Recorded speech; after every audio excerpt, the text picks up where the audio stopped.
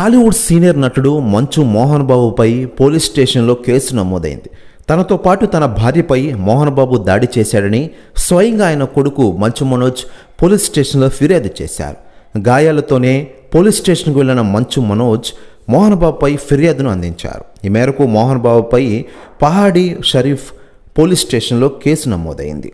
మరోవైపు మనోజ్ తనపై దాడి చేశాడని మోహన్ బాబు కూడా పోలీసులకు ఫిర్యాదు చేశారు. ఆస్తులు, స్కూల్ వ్యవహారంపై ఈ గొడవలు జరిగినట్టు తెలుస్తోంది.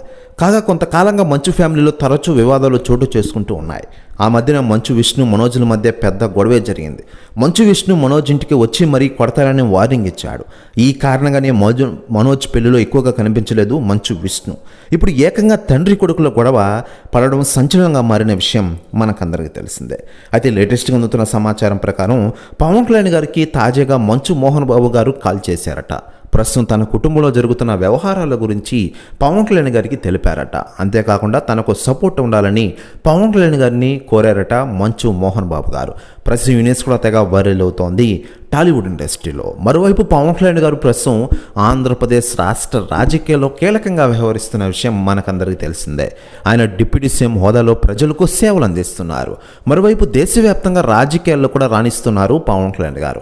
మరోవైపు సినిమాలో నటిస్తూ ఔరా అనిపిస్తున్నారు పవన్ కళ్యాణ్ గారు.